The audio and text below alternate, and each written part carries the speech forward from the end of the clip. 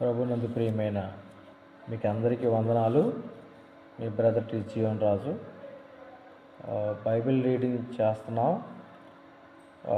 ఈ బైబిల్ రీడింగ్లో భాగంగా నెలాఖరున 30 ప్రశ్నలు ఉంటాయి.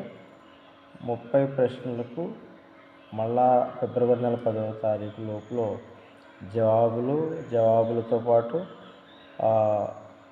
ఒక నెల మొబైల్ రీఛార్జ్ ఫ్రీగా మీకు చేయాలనేటువంటి ఉద్దేశంతో ఈ కార్యక్రమాలు ప్రారంభించాం. మిమ్మల్ని ఎంకరేజ్ చేయాలని, మిమ్మల్ని బలపరుస్తూ ఉంటే బైబిల్ చదువుతారని, అలాగే బైబిల్ వింటారని, అలాగే ప్రశ్నలు పూర్తి చేస్తారు, ఆధ్యాత్మికంగా బలపరచబడతారు. మరి ఈ యొక్క పరిచర్యలో కూడా మాకు కూడా ప్రోత్సాహం అందిస్తారు. ఈ విషయాలన్నింటినీ కూడా దృష్టిలో పెట్టుకుని 2026 సంవత్సరం జనవరి నెల నుంచి ఈ యొక్క డిసెంబర్ నెల వరకు కూడా ఈ యొక్క బైబిల్ రీడింగ్ 365 రోజులు చేద్దాం. మీకు అందరికీ ప్రభు పేరిట వందనాలు తెలియపరుస్తున్నాం. మరి మత్తయి సువార్త 2వ అధ్యాయాన్ని మనం ధ్యానించుకుందాం. 2వ అధ్యాయము, మత్తయి సువార్త 2వ అధ్యాయము. 2వ అధ్యాయంలో 23 వచనాలు ఉంటాయి. చదువుదాం. రాజైన హీరోదు దినములయందు యోదయ దేశపు బెత్లెహేములో యేసు పుట్టిన పిమ్మట, ఇదిగో తూర్పు దేశపు జ్ఞానులు యెరూషలేమునకు వచ్చి, యూదుల రాజుగా పుట్టిన వాడు ఎక్కడనున్నాడు? తూర్పు దిక్కున మేము ఆయన నక్షత్రము చూచి ఆయనను పూజింపవచ్చితిమని చెప్పిరి. హేరోదు రాజు ఈ సంగతి వినినప్పుడు అతడును అతనితో కూడా యెరూషలేము వారందరూ కలవరపడిరి. కాబట్టి రాజు ప్రధాన యాజకులను, ప్రజలలో నుండి శాస్త్రులను అందరినీ సమకూర్చి క్రీస్తు ఎక్కడ పుట్టినని వారిని అడిగాను. అందుకు వారు, యోదయ బెత్లెహేములోనే.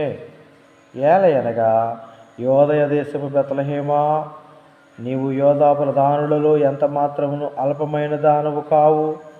ఇశ్రాయేలును నా ప్రజలను పరిపాలించు అధిపతి నీలో నుండి వచ్చును అని ప్రవక్త ద్వారా వ్రాయబడి ఉన్నదనిరి.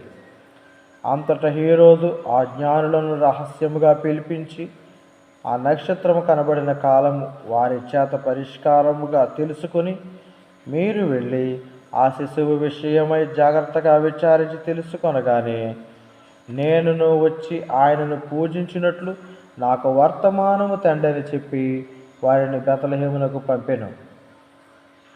వారు రాజు మాట విని బయలుదేరిపోచుండగా, ఇదిగో తూర్పు దేశమున వారు చూచిన నక్షత్రం ఆ శిశువు ఉండిన చోటికి మీదుగా వచ్చి నిలుచు వరకు వారికి ముందుగా నడిచెను.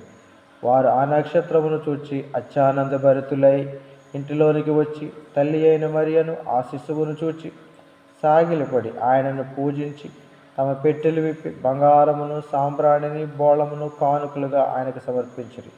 తరువాత హేరోదునొద్దకు వెళ్ళవద్దని స్వప్నమందు దేవుని చేత బోధింపబడిన వారై వారు మరి ఒక మార్గమున తమ దేశమునకు తిరిగి వెళ్ళిరి. వారు వెళ్ళిన తరువాత ఇదిగో ప్రభువు దూత స్వప్నమందు యోసేపునకు ప్రత్యక్షమై, హేరోదు ఆ శిశువును సంహరింపవలెనని ఆయనను వెదకబోచున్నాడు గనుక నీవు లేచి ఆ శిశువును ఆయన తల్లిని వెంటబెట్టుకుని ఐగుప్తునకు పారిపోయి నేను నీతో తెలియజెప్పు వరకు అక్కడనే యుండుమని అతనితో చెప్పెను. అప్పుడు అతడు లేచి రాత్రివేళ శిశువును తల్లిని తోడుకుని ఐగుప్తునకు వెళ్ళి, ఐగుప్తులో నుండి నా కుమారుని పిలిచి తిని అని ప్రవక్త ద్వారా ప్రభువు సెలవిచ్చిన మాట నెరవేర్చబడినట్లు హేరోదు మరణము వరకు అక్కడ నుండెను. ఆ జ్ఞానులు తన్ను అపహసించిరని హేరోదు గ్రహించి బహు ఆగ్రహము తెచ్చుకుని తాను జ్ఞానుల వలన వివరముగా తెలుసుకొనిన కాలమును బట్టి బెత్లెహేములోను దాని సకల ప్రాంతములలోనూ 2 సంవత్సరములు మొదలుకొని తక్కువ వయస్సు గల మగపిల్లలందరినీ వధించెను. అందువలన రామాలో అంగలార్పు వినబడును, ఏడ్పును మహారాధన ధ్వనియు కలిగెను. రాహేలు తన పిల్లల విషయమై ఏడ్చుచు వారు లేనందున ఓదార్పు నొందనల్లకయుండెను అని ప్రవక్త అయిన యిర్మీయా ద్వారా చెప్పబడిన వాక్యము నెరవేరెను. హేరోదు చనిపోయిన తర్వాత ఇదిగో ప్రభువు దూత ఐగుప్తులో యోసేపునకు స్వప్నమందు ప్రత్యక్షమై నీవు లేచి శిశువును తల్లిని తోడుకొని ఇశ్రాయేలు దేశమునకు వెళ్ళుము. శిశువు ప్రాణము తీయజూచుచుండిన వారు చనిపోయిరని చెప్పెను. అప్పుడు అతడు లేచి శిశువును తల్లిని తోడుకొని ఇశ్రాయేలు దేశమునకు వచ్చెను. అయితే అర్కెలాయు తన తండ్రి అయిన హేరోదునకు ప్రతిగా యోదయ దేశము ఏలుచున్నాడని విని అక్కడికి వెళ్ళవరచి స్వప్నమందు దేవుని చేత బోధింపబడిన వాడై గలిలే ప్రాంతములకు వెళ్ళి నజరేతను ఊరికి వచ్చి అక్కడ కాపురముండెను. ఆయన నజరేయుడనబడునని ప్రవక్తలు చెప్పిన మాట నెరవేరినట్లు ఇలాగూ జరిగెను. మీకందరికీ ప్రభు పేరిట మరొకసారి వందనం తెలియపరుస్తూ ఉన్నాం. నెలాఖరున బైబిల్ క్విజ్ జరుగుతుంది.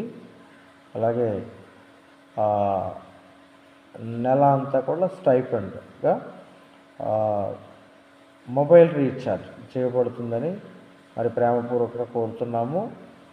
ఈ యొక్క కార్యక్రమాల్లో మీరు పాల్పొందండి, బైబిల్ రీడింగ్ చేయండి,